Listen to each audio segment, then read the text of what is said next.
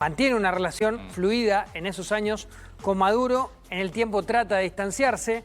Te diría que Alberto Fernández vuelve a acercarse, también porque Alberto Fernández, siendo presidente de la Nación, ha tenido encuentros bilaterales, por ejemplo, con Nicolás Maduro, más allá de que han apoyado abiertamente el régimen de Maduro, especialmente en los últimos años. Pero este tal vez es el momento más emblemático con Cristina Kirchner, condecorándolo con la Orden de San Martín. Ayer la presa defensora de dictaduras escribió también. Sí, escribió.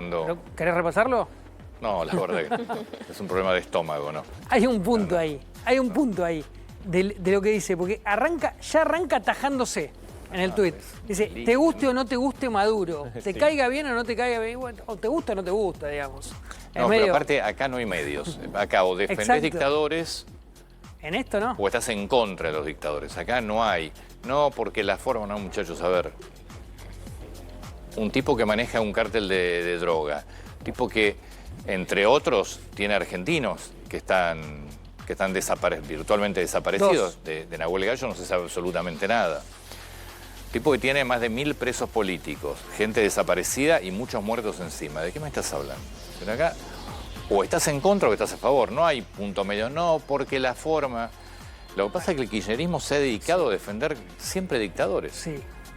El dictador de Cuba, el dictador de Venezuela, el de Nicaragua. Siempre fueron amigos del kirchnerismo. Es una cosa... Y hay una... La debilidad que tiene el kirchnerismo por los dictadores es hay una cosa de Corea del Centro ahí dando vuelta. Sí, pero no hay, acá no hay espacio para eso. De muchos que tal vez en algún momento apoyaron abiertamente a Maduro y hoy... se tratan de parar en el centro y por eso te digo, en ese tuit de Cristina apenas termina saliendo la internación, lo que dice es, ¿te puede gustar o no Maduro? No, no te puede gustar Maduro. No te puede gustar nunca un dictador. No, a la presa le puede gustar, porque de hecho lo condecoró. Sí, pasa que pero no, se corre un poco. En el mundo civilizado no te puede gustar nunca un dictador. ¿Qué sé yo? Porque después empiezan con, que es el otro punto para mí importante, es... la libre determinación de los pueblos son soberanos, sí. Cuando tenés una democracia, cuando tenés una dictadura, no sos soberano, sos sometido. De hecho, hubo una elección, la perdió por afano el dictador Maduro y se la robaron. Entonces, vos no tenés libre determinación en un país con un dictador, porque no hay elecciones libres, entonces no sos soberano como pueblo. Con lo cual, terminás siendo un sometido. No existe la libertad. En Venezuela no existía la libertad. Esperemos que a partir de ahora empiece a existir. Lamentablemente todavía siguen muchos amigos del dictador y narcotraficantes en el gobierno. Pero no existía la libertad.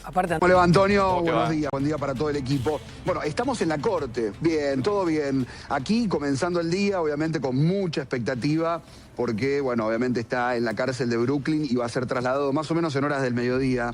Antonio, es la idea que comience la audiencia. ¿Qué va a pasar en esa audiencia? Bueno, el juez Alvin Hellerstein, que es un juez que fue nombrado por Bill Clinton en 1998, tiene 92 años, tiene mucha experiencia en casos muy complejos, desde un Chapo Guzmán pasando por Juan Orlando Hernández, conoce mucho de estos temas, no es algo nuevo para este juez. También va a estar la fiscal general que fue nombrada en febrero por justamente Donald Trump, que es Pam Bondi, y todo esto va a tener que ver con también presentar a su defensa, Nicolás Maduro, que todavía no se publicó quiénes podrían llegar a ser, seguramente van a estar hoy sí en el mediodía junto a él, también a la esposa, a Cilia Flores, van a estar los dos enfrentando lo que justamente la justicia le tiene que decir, que son los cargos por los cuales se los va a empezar a armar en realidad. Se empieza comenzando con la instrucción, como sucede creo que en la Argentina, no va a ser el mismo juez de juicio, después pasa otro juez, o sea, es un juez como sería de primera instancia para nosotros, quien está hoy a cargo de esta audiencia, con mucha expectativa de que llegue en horas del mediodía Nicolás Maduro, ¿no? Lo sumo a Darío. Darío, ¿cómo estás? ¿Cómo estás, Antonio? Bueno, Ronen, y en este contexto, la expectativa obviamente que está puesta por la lectura de los cargos y lo que se supone va a ser una declaratoria no culpable, ¿no? Porque es el momento en el cual vamos a tener seguramente la famosa mugshot, es decir, la foto, porque va a ser la foto en la cual va a ser fichado policialmente, y en segunda instancia le van a preguntar, ¿se declara culpable o no culpable, no? Exactamente. Ahí es cuando empieza todo el proceso, porque claro, obviamente a partir de ese momento donde recibe los cargos es cuando comienza la instrucción de esta primera etapa que tiene que ver con pruebas, tiene que ver con presentaciones 91 años, y luego sí, recién la preparación para el juicio, que es otra instancia. sí, exactamente, sí, 92 años. Es un juez con mucha experiencia en este tipo de casos porque obviamente trabaja en esta corte del sur de Manhattan, ¿no? Que ya estuvo con, lo dijiste vos, Ronen, perfecto, con un expresidente narco. Sí. Que es el caso de Juan Orlando Hernández, Exactamente, que acaba de ser exactamente. indultado por Donald Trump. Exactamente. Que acaba de ser indultado. Sí. Ahora, que tuvo 45 años de prisión, le dieron. Esa había sido la condena, exactamente. Ahora, en ese caso, ya era un expresidente. ¿Por qué lo marco? Porque seguramente uno de los argumentos de la defensa va a ser que Maduro goza de inmunidad diplomática por el hecho de ser un jefe de Estado, digamos. Va a ser seguramente uno de los argumentos que va a tratar de presentar la defensa de Maduro para decir que es ilegítimo su arresto. No tiene ninguna chance, por supuesto, de que eso prospere, pero digo, es un dato que marca una diferencia entre el caso de Maduro y cualquiera de los otros que están allí. Maduro, que además está en una cárcel, Ronen, allí, que es el MDC, ¿no?, de Brooklyn. Cárcel. Terrible. 1.200 reclusos. Cárcel, sí. Una cárcel de mayor seguridad. Y de las que tienen condiciones violentas, internas más complejas, con muchos casos de suicidios, con muchos casos de violencia, y Ronen con muchos presos conocidos. Sí, hubo 2 muertes. Sí, acá de presos conocidos hubo 2 muertes en el 2024 de internos que se enfrentaron. Está ahí Mangione, que es quien mató al CEO de United Health. También está ahí la que era socia y esposa de Epstein. Después también estuvo, en realidad, ahora está parte de lo que tiene que ver. Se va a sentir cómodo. No va a estar en un lugar. Exactamente. Está compartiendo con el criminal. No. Exactamente, va a tener todas las garantías que él por ahí no daba en las cárceles, ¿no?, de Venezuela. Bien. 2 de la tarde, Caro Quintero, también narcos que son líderes. Sí, exactamente, 2 de la tarde hora argentina, después del mediodía va a ser trasladado desde esa cárcel hasta este lugar. En principio seguramente vamos a poder conocer, como decía Dari, la foto, pero no sé si va a poder verse el momento del ingreso porque hay muchas posibilidades que lo haga directamente en el estacionamiento interno, pero cuando fue Donald Trump, que enfrentó también a la justicia del otro lado, él se quiso mostrar y bajó y saludó antes de entrar a la corte. Bien. Cada uno, en este caso, obviamente tiene mucha seguridad Maduro, ¿no? Ronen, gracias. Volvemos en un ratito con vos allí. Muchas gracias. Claro que sí, acá estamos atentos. Dale. Abrazo, amigos. Me parece que igual hay ganas de mostrarlo. Este es un trofeo para Trump, digo. Hay ganas, me parece, de mostrarlo, así que yo creo que vamos a tener buenas imágenes allí, ¿no? Qué sábado, ¿no? Sí. Qué sábado, 3 de enero, justamente misma fecha, paradójicamente, justamente. Claro. Era inevitable hacer en toda la previa, cuando comenzó la ofensiva, el 2 de septiembre, con lo que pasaba en Panamá, finalmente, en lo que fue una invasión, en el paso panameño, fue una invasión, hay que pensar que era otra época. Que además había comenzado en realidad en diciembre también. En diciembre, el 20, si no me equivoco, es el 20 de diciembre. Se termina entregando el 3 de enero. El 3 de enero culmina, después de 2 semanas, obviamente, culmina. Hay que pensar que en 1989 era lo mismo.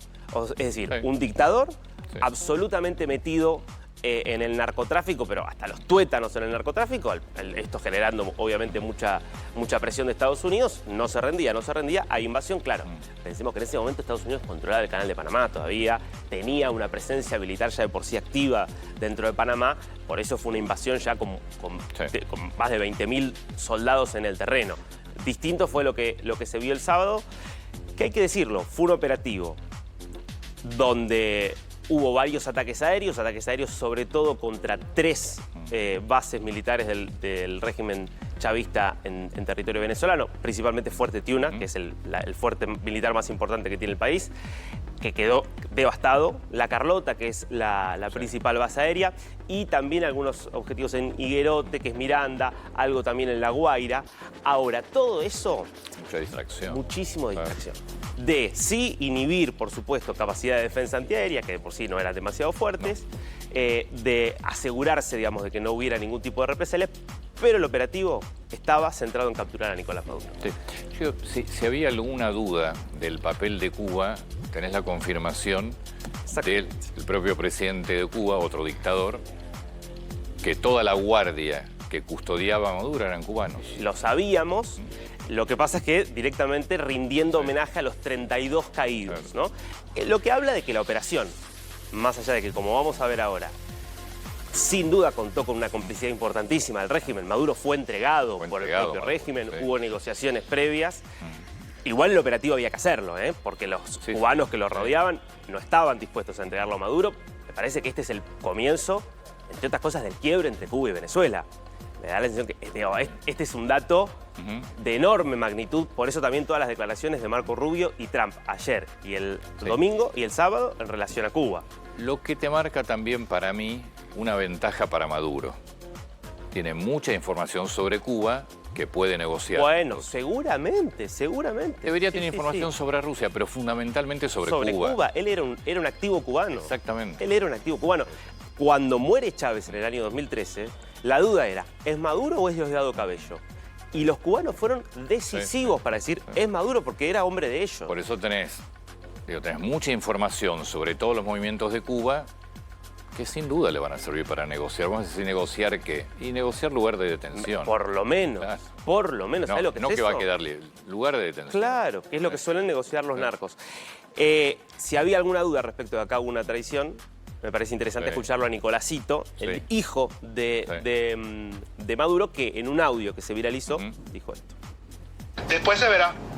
La historia dirá quiénes fueron los traidores. La historia lo develará. Lo veremos. Nosotros debemos concentrarnos en sacar a la patria adelante, en levantar las banderas de Chávez y en traer sano y salvo a Nicolás Maduro Moro y a Cilia Flores. Obviamente no va a apuntar a nadie con nombre y apellido, porque me parece que los traidores fueron todos. Yo creo igual que le queda... ¿no? Bueno, lo que pasa es que a partir de ahora, lo que vas a ver es una transición bastante, yo creo que extensa, donde va a haber mucha negociación, entre otras cosas, por esta clase de gente. Vos hoy tenés dentro de la estructura del régimen un montón de personas con pedido de captura. Claro. Un montón de personas que después lo vamos a estar repasando. Esto incluye a Diosdado Cabello, a Vladimir Padrino López, lo incluye a Nicolásito, a otros cuadros intermedios, a criminales que no son funcionarios pero que están asociados. Todos ellos saben que Estados Unidos tiene la capacidad y la voluntad de eventualmente entrar y llevárselos. Me parece que eso hasta el sábado podía estar en duda. Si Estados Unidos se iba a animar o no. Me parece que que Maduro apostó hasta último momento que no se iba a animar. Bueno, hoy ya sabemos que los famosos bailes de Maduro, que el famoso Not Crazy War de Maduro, terminan siendo decisivos para que Trump diga, basta, hasta acá, se está burlando de mí, lo decíamos acá, ¿cuánto tiempo más iba a poder aceptarlo eso? Entonces, eso explica, me parece, por qué el régimen dice la única forma de sobrevivir es pactando. Bueno, volvemos a nuestro país. Estado de tránsito.